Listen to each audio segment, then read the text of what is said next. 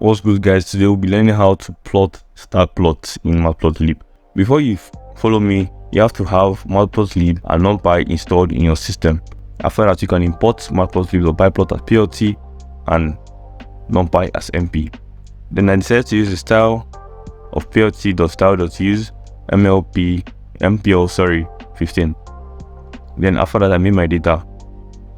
Before we come to this part, let me just show you an overview of what it's going to look like. So this is what it looks like, and let's go back to our code.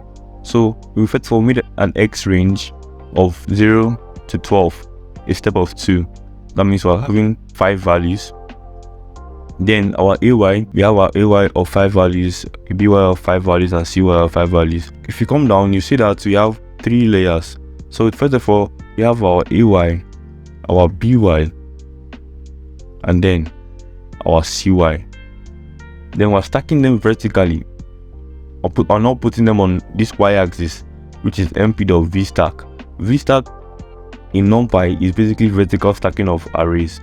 So we're stacking the arrays vertically, AY, BY, and CY vertically. I'll put them in this y variable.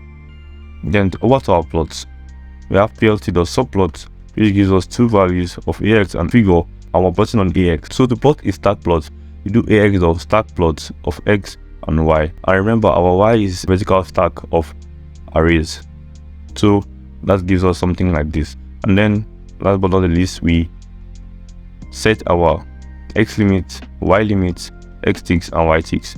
X limit is basically the limit of our x axis, y limit is the limit of our y axis, then x ticks is our numbering of our x axis from 0 to 8 exclusively, then y ticks is basically our numbering of our y axis of 0 to 8, and 8 excluded because of a range. That's it for now. This is how to plot a stack plot in Matplotlib. Thank you guys, and see you in the next one.